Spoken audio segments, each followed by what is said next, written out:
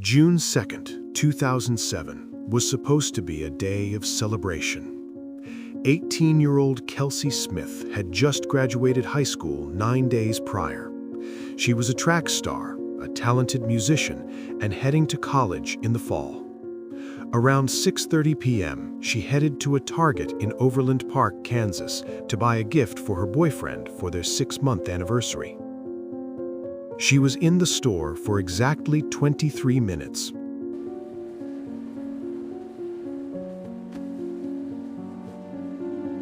She bought the gift, walked out the doors, and vanished into the bright evening sun. It was broad daylight. The parking lot was full. By 9 p.m., her family was panicked. Kelsey wasn't just late, she was reliable. Her father, Missy Smith, a former police officer, knew something was wrong. When her car was found 2 hours later abandoned across the street at a Macy's parking lot, the dread set in. Her purse and the gift she just bought were still inside, but Kelsey and her cell phone were gone. Detectives immediately pulled the Target surveillance footage. At first, everything looked normal. Kelsey is seen browsing, paying, and exiting. But then the investigators looked closer at the footage from the parking lot. A man in a white shirt and shorts is seen following her to her car. There is a brief, violent struggle. In a matter of seconds, Kelsey is shoved into her own vehicle. The man gets in the driver's seat and speeds off.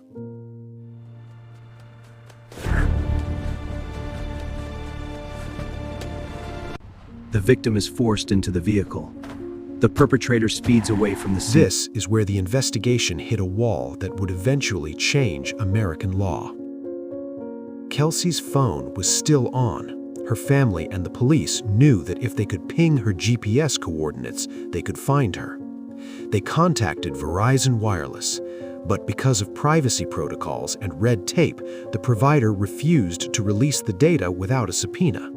For 4 agonizing days, as Kelsey's family begged for help, the bureaucracy of a multi-billion-dollar corporation stood between the police and a dying girl's location. When the phone data was finally released, 3.5 days later, it pointed to a wooded area near Longview Lake in Missouri, about 20 miles from the mall. Within 45 minutes of receiving those coordinates, a search team found her. Kelsey Smith was found strangled with her own belt. She had been sexually assaulted. The autopsy would later suggest she died within hours of her abduction. The 45 minutes it took to find her became a haunting reminder. If the phone data had been released the night she disappeared, she might still be alive. The hunt for the man in the white shirt was now a hunt for a killer. Police released the enhanced CCTV images to the public. Tips flooded in, but one name kept appearing: Edwin Hall. Police have released this footage of the suspect. We are asking for the public's help to identify this individual. Hall was a 26-year-old husband and father. He lived in the area and, shockingly, was captured on video at the same Target just minutes before the abduction.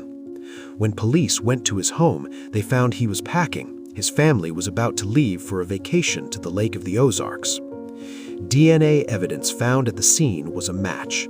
Edwin Hall was arrested and charged with capital murder, aggravated kidnapping, and rape. Facing the death penalty, Hall's defense team scrambled for a plea deal. In 2008, Hall confessed to the crimes to avoid execution. His reasoning was chilling as it was nonsensical.